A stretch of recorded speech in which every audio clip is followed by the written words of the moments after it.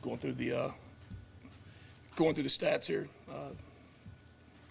trying to get a refresh of the game statistically or whatnot. But obviously, we came out, we didn't get the outcome we desired, didn't get the outcome we wanted. We got to play smarter football at times on the field. We got to be more productive in certain areas of the team. And I'll say nothing different than I told the team in the locker room. I mean, regardless of who's in the game at what position, that's up to everyone else on that side of the ball, or up to everyone else on the team to be able to go out and raise their level of play, or be able to play at a consistent level that that doesn't show up, and that person is able to go execute the same as anyone else would. And I don't think we did that. I think we've got to play better in those phases. And there were times in the game where we got a little one-dimensional, I thought, at times, and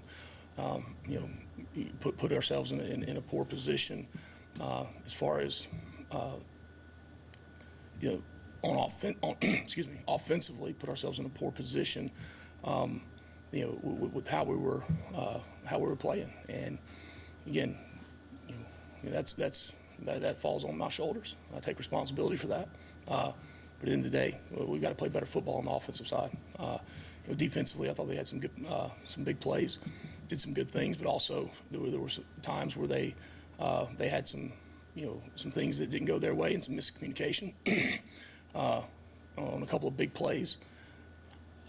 We've got to play complete team football, and that's offense, defense, and special teams. And we've got to be able to sustain drives, particularly in the second half on offense, so the defense isn't going back out there every 2 minutes and having to go play, because I mean it ends up showing, and then in the wear and tear of the game ends up in the cumulative amount of plays end up showing. So we've got to do a better job all around of playing complementary football in all three phases. Okay, questions? Please raise your hand. Take the microphone. Start here. With Zach in the game at quarterback, he was sacked 7 times. What did you see? Was it the fact that he wasn't elusive enough, or should have gotten rid of the ball, or what did you see there? I mean, when you look at protection of the quarterback, it comes down to number 1, the offensive line. Number 2, running backs if they're involved in protection. And number 3, the quarterback making the decisions. And I thought in all 3 phases that we were poor. At different times, all 3 phases, or all 3 of those things ended up being part of the problem. But like I said, to start, regardless of who's in the game, everyone else has to be able to elevate and play the game complementary to that person. Kelly. There were 2, I think, really critical sequences where you had the ball 3rd and goal down there, and ball ends up getting thrown away, and then the sack on the next second to last drive when you're out of midfield with a little bit of momentum. And you guys only ran the ball, I think, with the running backs 8 times in the second half. Right. Just kind of what was going on there? Were you not seeing the holes for the running game? Would you just get away from it? Like, kind of what would you put your finger on there? Kelly, that's the one thing as far as concerning play calls on either side of the ball. I really don't want to say anything about that until we have a chance to get together as a staff and talk about that as a staff together after watching the tape together. Jackson. Coach, are you confident if you have to move forward with Zach Gibson at quarterback next Saturday against Florida State?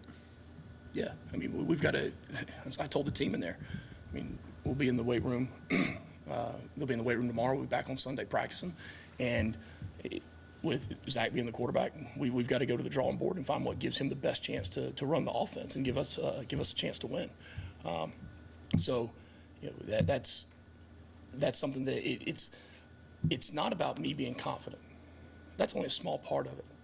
It's the other guys on the football team that have to have confidence in that, right? Because that's the name of the game. Right? The name of the game is everyone on the field, and collectively all 3 phases, having confidence in each other, and that's what's got to take place. It's those guys that have to have confidence. They've got to have confidence that the product that's out on the field and the players that are out on the field doing that, they're in the best position to go out and have success for everyone else on the team. And that's That's defense, that's special teams, that's everyone else that's playing in the game. They're the ones that have to have the confidence. Now, it's up to us as coaches to build that confidence Sunday through Friday before we go and play on Saturday. Jeff? Brent, what happened to Jeff Sims, and what's his injury and status right now? Again, I have no clue as far as his status, where it goes. We'll know that by, what's today? Today's Saturday. Today's Thursday. That's right. So he'll be in there tonight, and then tomorrow we'll get an update on what his status is. Something in his lower body, lower body, foot, something, foot, toe, ankle, something like that. So we'll find out though, and rest assured that you guys will find out too. Patrick? Coach Key, you had some more adventures with the punting game tonight. Nothing blocked, obviously, but some low punts, some slow punts, and some returns. Is that indicative of Virginia doing anything you didn't expect, or is that execution, or maybe a combination? Well, it always comes down to execution. And first 2 punts we came out, they went max block. We're in 5 guys in the front. We were able to get it protected. After the first one protected, it was close. And then the second time we made an adjustment on the sideline.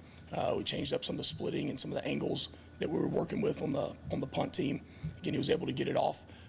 He did have one that was the low line drive, kind of down the middle of the field, and we've got to do a better job of getting the thing directionally kicked one way or the other. And then we had the one return where they had a wall set up to one side, right, and everyone was spread in their lanes, the coverage lanes, and then they had one guy get outside, they had the guy get outside of the wall, all right, and we had one person that was late getting back, to keep leverage on the ball from the outside. But again, it's a work in progress. We're working, every week on that. I thought it was positive that when the heat came on that first one, that we were still able to get the football off, and actually he had a couple that were really good kicks. When we had put him in a bad situation, backed up inside almost, I think it was the 5-yard line. He had a couple. He got out of there and was able to get the roll on it and really help with the field position. Ken? The last play, I'm guessing Zach thought he had a little more time when he was running out of bounds. I hadn't talked to Zach. I would assume that's the case if you run out of bounds with 0 seconds on the clock. I would think thought he had a little more time. He was. Thought the clock was going a little slower, and he would have had a chance to save himself for one more play there. But that's part of offensive football, is to understand situational football, and always to know with that clock, know the time on the clock, and know how much time you have to move around, run around. And then if it becomes